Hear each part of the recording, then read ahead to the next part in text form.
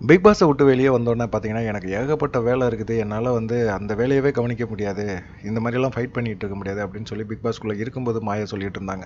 வெளிய போய் என்னம்மா வேலை இருக்குன்னா, 5 படம் கமிட் ஆயிருக்கேன். ஒரு படத்தோட கதைய குடுத்துருக்கிறேன். லோகேஷ் கனகராஜ் வந்து அத படிச்சு பார்த்துட்டாருன்னா, அந்த கதைய வந்து நான் படமாக்கிருவேன். அப்படி இப்படிலாம் பீலாவலாம் விட்டாங்க. வெளிய வந்தோனே ட்விட்டர்ல தான் வந்து பிஸியாவே இருந்துட்டு இருக்காங்க. அதில குறிப்பா பார்த்தீங்கன்னா, என்னுடைய சண்டை பிக் பாஸ்ல நான் போட்ட சண்டைக்கு எனக்கு ஆதரவா கடைசி வரைக்கும் இருந்த ஸ்குவாடுக்கு வந்து ரொம்ப ரொம்ப நன்றி. எனக்கு ஒரே ஒரு ஆசை. என் ரசிகரா நீங்க இருக்கிறது மட்டும் முக்கியம் இல்ல.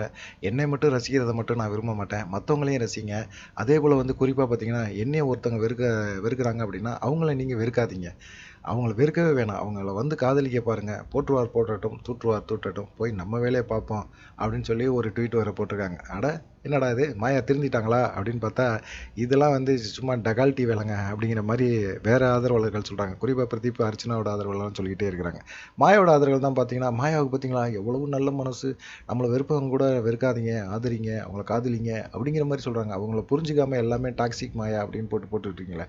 உங்களுக்கெல்லாம் கொஞ்சம் கூட மனசாட்சியே இல்லையா? அப்படிங்கிற மாதிரி சொல்லியிருந்தாங்க. பிக் பாஸ் வீட்டுக்குள்ள அவங்க என்னென்ன பண்ணாங்க, என்னென்ன பேசினாங்க எல்லாமே எங்களுக்கு தெரியும்யா. வெளியே வந்து நடிப்பா போடுறீங்க அப்படிங்கிற மாதிரி பிரதீப் ஆதரவாளர்கள், மாயா ஆதரவாளர்கள் எல்லாம் அர்ச்சனா ஆதரவாளர்கள் எல்லாம் போட்டு புலம்பிட்டு இருக்காங்க.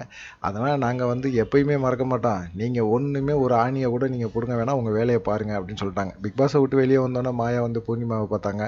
இப்போ வந்து அக்ஷயாவும் அந்த டீமோட சேர்ந்துருக்காங்க அப்படிங்கிற மாதிரி தெரியுது. பார்க்கலாம் அவங்களுடைய ஆட்டம் எவ்வளோ நாள் ஓடும் அப்படிங்கிறத. நன்றி, வணக்கம்.